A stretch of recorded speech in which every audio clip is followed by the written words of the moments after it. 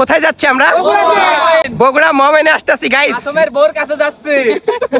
সবাই আজকে আমাকে চমলক্ষ বানাই দিল। যাই হোক, আজকের ভিডিওতে থাকছে বগুড়া মোমেন ট্যুর, সেখান থেকে আবার রাজশাহীতে এসে ঘোরাঘুরি। আসসালামু আলাইকুম, হ্যালো এভরিওয়ান, কেমন আছেন সবাই? আশা করছি সবাই ভালো আছেন এবং আমিও ভালো আছি। আর আজকে আমরা লং ট্যুর দেব, তার আগে সবার সাথে পরিচয় করাই দিই। তো শুরুতেই আছে সিয়াম, জিহাদ, বন্ধু অমিও ইজ ওয়ান, ক্যামেরাম্যান ছোট ভাই নবাব কিং, তুষার খান জেমস, শাকিল আহমেদ, শরীফুল ইসলাম এবং আরিয়ান খান। তাছাড়া আমি তো আছি মাসুম বিল্লাহ। কোথায় যাচ্ছি আমরা?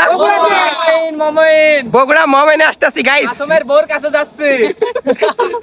আমি ভাই জন্মগতভাবে সিঙ্গেল, আমার বউ নাই, ঠিক আছে? সবসময় সব দুষ্টামি করে। ওকে সবাই বাইক উঠে যাও।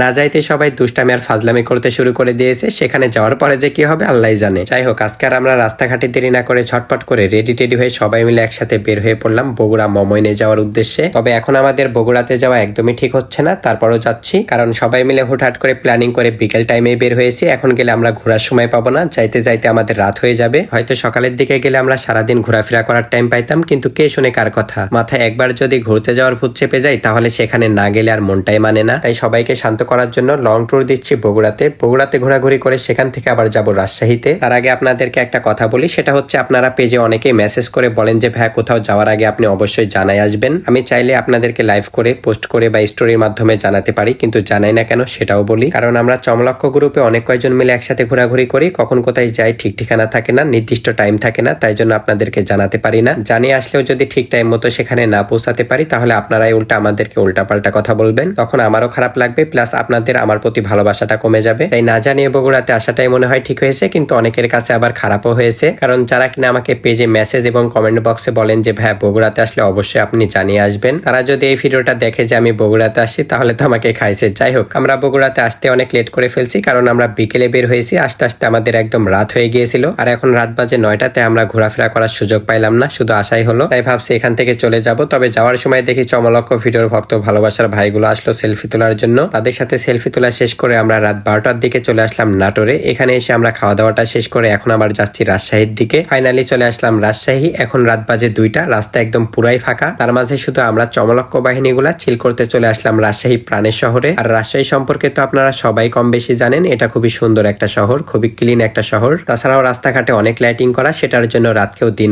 মনে হয় যে দিনের বেলায় ঘুরে বেড়াচ্ছি। তাই ভাবছি আজকাল আমরা বাসায় না গিয়ে সারা রাতটা রাজশাহীতেই কাটাই দিব। আর সেটাই করেছিলাম, সারা রাত রাজশাহীতে ঘোরাঘুরি করে সকালবেলা বাসায় গিয়েছিলাম। শরীরটা প্রচুর ব্যথা হয়ে গিয়েছিল, কারণ একটানা 400 কিলোমিটার বাইক চালাইছিলাম। তবে দিনটা অনেক ভালো কাটছে, সবাই মিলে একসাথে আমরা অনেক বেশি এনজয় করছি, তাই আপনাদের সাথেও শেয়ার করলাম। সুতরাং আজকের মতো আমাদের ছোট্ট ভিডিওটি এ পর্যন্তই। আবারও পরবর্তী ভিডিওতে আপনাদের সবার সাথে দেখা হচ্ছে। সবাই সে পর্যন্ত ভালো থাকবেন, সুস্থ থাকবেন। ধন্যবাদ, বাই বাই, আসসালামু আলাইকুম।